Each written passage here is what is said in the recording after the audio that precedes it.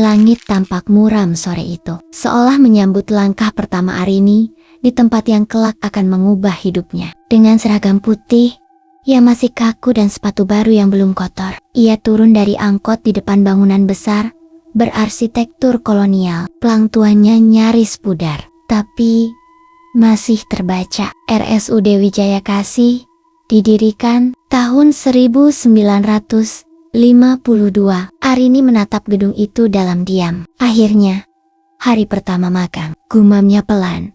Menata napas, ia sudah siap menghadapi pasien, perawat senior, bahkan dokter galak. Tapi, yang tak ia tahu, rumah sakit ini menyimpan kisah yang tak pernah diajarkan di bangku kuliah. Begitu masuk ke lobi utama, kesan kuno langsung menyergap. Dinding putih yang sedikit mengelupas, lampu neon yang sesekali berkedip, dan aroma alkohol bercampur bau lemari kayu tua memenuhi udara. Di balik meja pendaftaran, seorang perempuan paruh baya menyambut. "Arini ya, magang dari Akademi Keperawatan?" "Iya Bu, saya dijadwalkan mulai hari ini." Namanya Bu Ratna, kepala bagian administrasi. Suaranya ramah, tapi tatapannya cepat dan penuh pengalaman. "Kamu ditempatkan di bangsal B. Tapi, ingat ya, kalau shift malam, jangan keluyuran sendirian, apalagi ke lorong belakang." Arini mengangguk pelan. Ia belum tahu lorong mana yang dimaksud, tapi mencatat dalam hati. Jangan banyak bertanya hari pertama. Bangsal B terletak di sisi kanan gedung utama. Ruangan itu tak terlalu besar, dengan 8 tempat tidur dan aroma khas obat tidur. Pasien di sana kebanyakan lanjut usia. Beberapa tidur tenang, beberapa lainnya tampak melamun menatap jendela. Di sana, Arini dikenalkan dengan beberapa staf. Mbak Lilis, perawat senior cerewet yang suka ngomel tapi perhatian. Pak Agus, petugas kebersihan berwajah tenang dan penuh senyum, namun jarang bicara banyak. Dan Dr. Rendra, dokter muda yang terlihat cerdas tapi dingin, seperti tak percaya pada cerita-cerita yang tidak logis. Mereka menyambut Arini cukup hangat, meski dengan pesan halus yang membuatnya sedikit heran. Jangan pakai lift tengah kalau lampunya berkedip. Kalau dengar air mengalir malam-malam, abaikan saja. Semua itu terdengar seperti candaan, tapi ekspresi mereka terlalu serius untuk dianggap main-main. Malam mulai turun ketika Arini menyelesaikan tugas jaga pertamanya. Pasien tidur, ruangan tenang, hanya bunyi alat monitor dan jam dinding yang terdengar. Ia duduk di ruang perawat, mencatat laporan di buku harian praktik. Tiba-tiba, Pak Agus datang membawa teh hangat, duduk di bangku sampingnya. Kalau malam begini, suasananya memang beda ya Mbak? Arini tersenyum. Iya Pak, tapi kayaknya lebih tenang malam, nggak banyak yang teriak atau panggil-panggil. Pak Agus menatap kosong ke jendela. Tenang, itu cuma di luar, Mbak.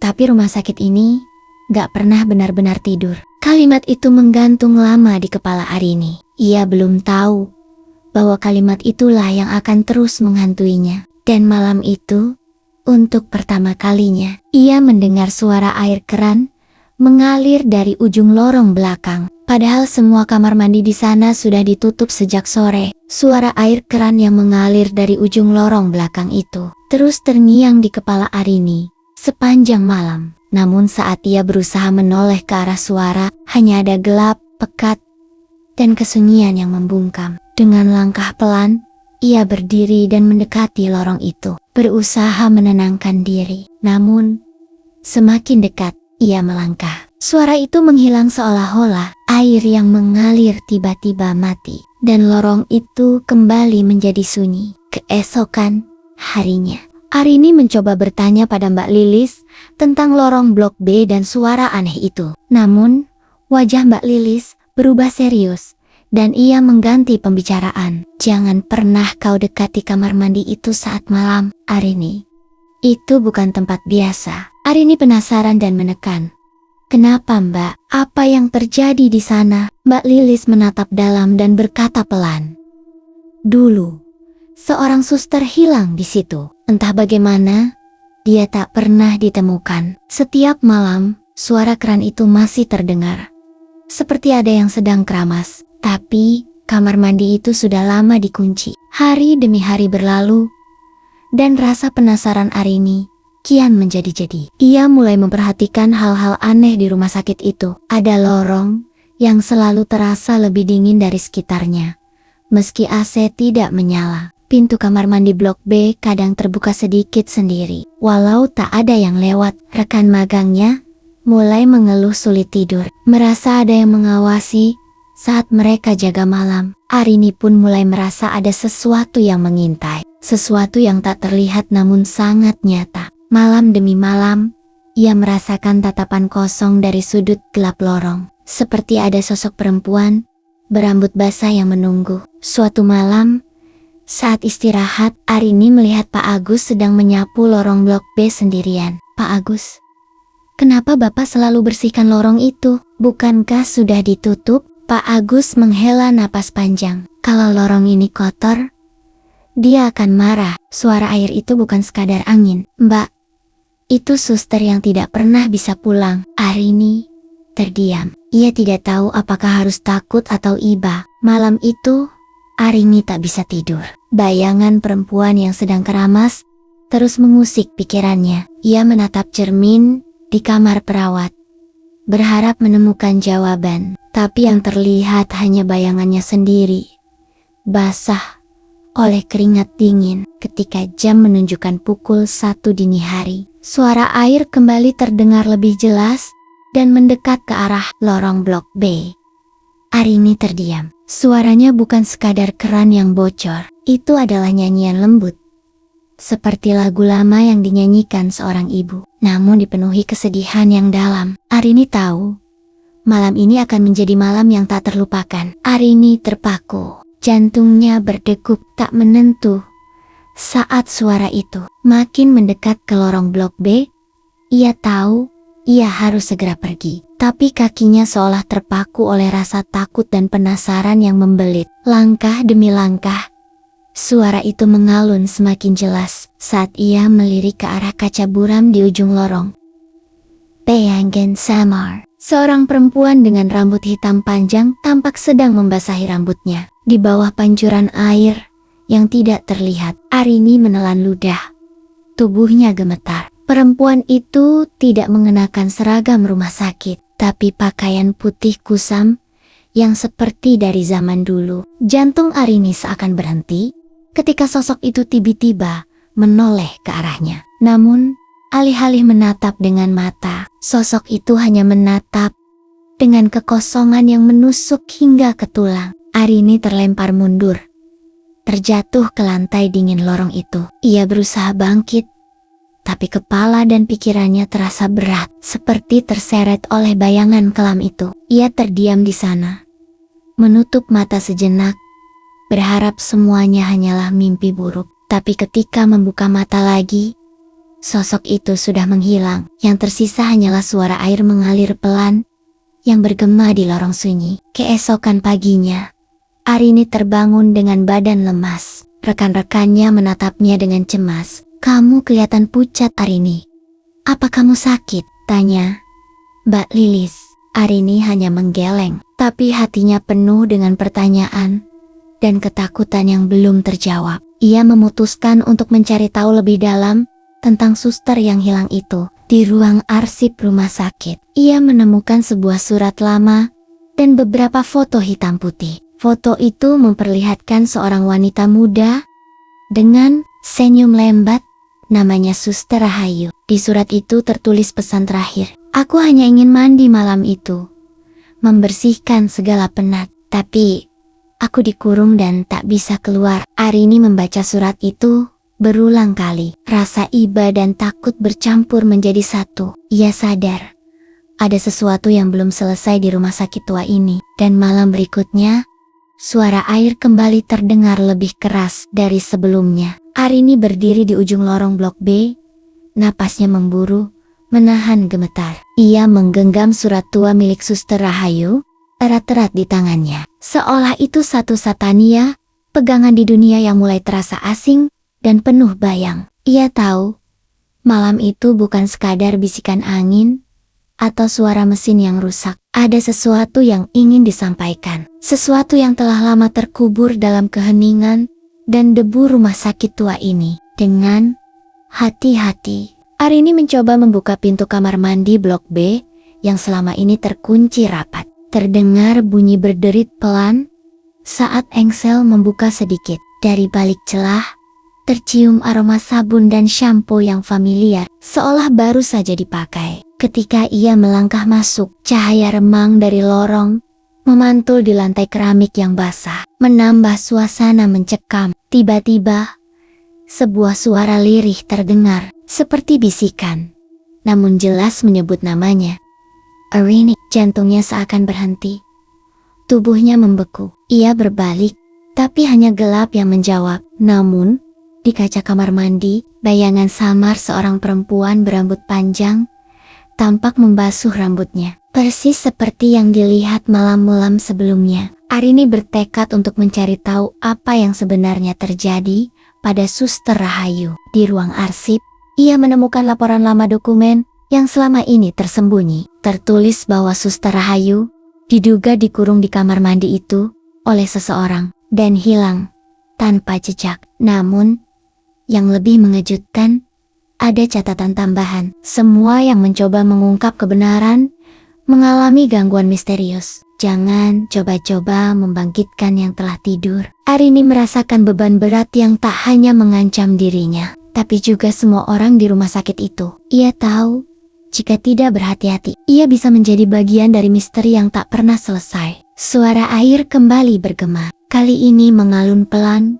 seperti merayu dan memperingatkan. Arini berdiri terpaku di depan pintu kamar mandi blok B. Suara itu memanggil, tapi ia tahu ada bahaya tersembunyi di baliknya. Namun rasa ingin tahunya lebih kuat daripada rasa takut. Hari-hari berikutnya, kejadian aneh mulai mengganggu keseharian Arini dan rekan-rekannya. Pintu kamar mandi blok B yang semula terkunci rapat, kini sering terbuka sendiri pada malam hari, seolah ada yang ingin keluar atau mengundang masuk. Selain itu, beberapa perawat dan petugas magang mulai mengeluhkan rasa dingin yang tiba-tiba menusuk meski AC dimatikan. Ada pula bisikan-bisikan samar yang hanya terdengar saat lorong itu kosong. Arini pun tidak luput dari gangguan. Malam-malamnya sering terganggu oleh bayangan yang melintas cepat di sudut matanya. Rambut basah tiba-tiba muncul di bantal tidurnya, meski ia yakin tidak pernah membawanya masuk kamar. Suatu malam, saat sendirian di ruang perawat, Arini mendengar langkah kaki berat dari lorong blok B. Ia mengecek, tapi tak ada siapapun di sana. Namun pintu kamar mandi yang biasanya terkunci, kini terbuka lebar, mengeluarkan aroma sabun dan shampoo yang khas. Pak Agus, yang biasanya pendiam, mulai memberi peringatan dengan suara rendah. Mbak, suster itu bukan mau menyakiti, dia hanya bingung dan kesepian. Tapi kalau sudah marah, tak ada yang bisa hentikan. Semua itu membuat Arini sadar bahwa misteri ini bukan sekadar cerita lama. Ada kekuatan yang terperangkap dan menunggu untuk diselamatkan atau mungkin diselesaikan. Pada siang hari yang suram, Arini kembali ke ruang arsip rumah sakit. Ia mencari sesuatu yang mungkin bisa menjelaskan semuanya. Di antara tumpukan dokumen yang berdebu, sebuah buku tua menarik perhatiannya. Buku harian dengan sampul kulit yang sudah lusuh, tersembunyi di balik tumpukan kertas lama. Dengan tangan gemetar, Arini membuka buku itu. Tulisan tangan halus namun rapi memenuhi halaman-halamannya. Buku itu milik Suster Rahayu sendiri, berisi catatan kesehariannya sebagai perawat di rumah sakit itu bertahun lalu. Dalam catatan terakhir, Suster Rahayu menulis, "Aku merasa ada sesuatu yang tidak beres. Malam itu, aku mandi di kamar mandi blok B, ingin membersihkan segala penat, tapi pintu terkunci dari luar. Aku mencoba memanggil, tapi tak ada yang datang. Suara air terus mengalir dan aku merasa aku bukan lagi di sini." Arini membaca dengan seksama setiap kata. Ia merasakan keputusasaan dan ketakutan yang dalam dari tulisan itu. Suster Rahayu seolah terperangkap dalam lorong waktu antara hidup dan sesuatu yang lain. Ketika Arini menutup buku harian itu, sebuah bisikan halus terdengar di telinganya. "Tolong, aku." Arini berbalik cepat, tapi ruangan itu kosong. Hanya suara detik jam yang menggema, menambah ketegangan dalam dadanya. Ia tahu kini bahwa ia tak hanya menghadapi cerita lama, tapi sebuah jiwa yang meminta bantuan, dan setiap langkahnya ke depan membawa risiko yang semakin nyata. Malam hari menjelang, suara air kembali mengalun dengan nada sendu, memanggil Arini untuk kembali ke lorong yang mengunci rahasia itu. Namun, kali ini bukan hanya suara yang menyambutnya, sebuah peyang genjalap mulai mengikuti setiap langkahnya, membayangi di sudut matanya. Sejak malam itu, Arini merasa tak pernah sendiri. Bayangan itu muncul tiba-tiba di belakangnya saat ia berjalan di lorong panjang rumah sakit. Menghilang saat ia menoleh. Rambut basah yang berceceran di lantai kamar perawat pun semakin sering ditemukan. Suatu malam, saat istirahat di ruang perawat, Arini melihat cermin besar yang biasanya tak terlalu ia perhatikan. Namun malam itu, di dalam cermin, ada dua sosok. Selain bayangannya sendiri, ada sosok perempuan berambut panjang, basah, dengan tatapan kosong yang menusuk. Jantung Arini berdetak kencang. Ia mencoba mengedipkan mata dan menatap ke belakang. Tapi ruangan itu kosong. Sosok itu hanya ada di cermin, menunggu dengan sabar dan sedih. Arini mulai menyadari bahwa roh Suster Rahayu bukan hanya ingin dikenang, tapi juga ingin ditemani. Ada rasa kesepian dan penantian yang sangat dalam, hingga membuatnya muncul dalam bentuk bayangan yang terus mengikuti. Namun ada pula perasaan gentar jika Arini mengabaikan atau melawan. Bayangan itu bisa berubah menjadi sesuatu yang lebih berat dan sulit ditangani. Dengan tekad yang semakin bulat, Arini tahu ia harus menghadapi bayangan itu. Bukan lari, tapi bagaimana caranya? Malam itu, saat rumah sakit sudah hampir sepi dan hanya sisa suara langkah kaki sendiri yang terdengar, Arini kembali melangkah ke lorong blok B, tempat yang selama ini menyimpan rahasia, kelam, dan luka yang belum terobati. Di tangannya, ia membawa seikat bunga melati putih, simbol ketulusan dan doa. Menurut cerita tua yang diceritakan oleh Pak Agus, ia juga membekali diri dengan doa yang ia pelajari dari catatan Suster Rahayu, berharap dapat mengakhiri penderitaan sang suster. Pintu kamar mandi blok B terbuka perlahan, menyambutnya dengan aroma sabun dan shampoo yang lembut namun menyesakkan dada. Suara air mengalir kembali, tapi kali ini tidak ada ketakutan, hanya kesedihan mendalam yang mengisi ruangan. Saat Arini melangkah masuk, bayangan perempuan berambut panjang muncul di sudut ruangan. Matanya kosong, tapi wajahnya memancarkan rindu yang begitu besar. Dengan suara lembut, bayangan itu berbisik, "Terima kasih sudah datang. Aku hanya ingin pulang." Arini meletakkan bunga melati di lantai, mengucapkan doa dengan khusyuk. Perlahan, bayangan itu mulai memudar, berganti menjadi cahaya lembut yang menghangatkan seluruh ruangan. Ketika pagi menyingsing, pintu kamar mandi terbuka lebar. Arini melangkah keluar dengan napas berat tapi lega. Ia tahu, ia telah melakukan sesuatu yang penting, membebaskan jiwa yang terperangkap. Namun, walau rasa takut mulai hilang, suara air keran masih sesekali terdengar di lorong blok B, mengingatkan bahwa misteri ini tak sepenuhnya usai. Arini duduk di ruang perawat, memikirkan segala yang telah terjadi. Ia sadar, meskipun bayangan Suster Rahayu sudah hilang, luka lama dan kesedihan itu masih tersimpan dalam dinding-dinding rumah sakit tua ini. Ia pun mulai berbicara pada rekan-rekannya, menceritakan pengalaman dan rahasia yang ia temukan. Tidak semua percaya, namun beberapa mulai mengingat kembali cerita lama yang dulu mereka sembunyikan karena takut. Arini juga menghubungi keluarga Suster Rahayu yang masih ada. Dengan penuh rasa hormat, ia menyampaikan permintaan maaf atas perlakuan yang diterima sang suster dan berjanji untuk menjaga kenangannya. Hari demi hari, suasana rumah sakit perlahan berubah. Suara-suara aneh berkurang, suhu dingin yang menusuk mulai menghangat. Banyak staf yang merasa ada kedamaian baru yang menyelimuti lorong-lorong yang dulu mencekam. Namun, bagi Arini, pelajaran terbesar adalah tentang menghargai dan mengingat mereka yang telah pergi, tanpa harus melupakan kisah mereka yang mungkin pahit dan menyakitkan. Ia menuliskan semua kisah itu dalam buletin rumah sakit, berharap cerita Suster Rahayu bisa menjadi pengingat bahwa setiap jiwa berhak mendapatkan kedamaian. Dan meski malam terkadang masih menyimpan bisikan air keran, Arini kini menyambutnya dengan hati yang tenang. Subuh itu, saat sinar matahari mulai menyusup ke sela-sela jendela rumah sakit, suasana terasa berbeda.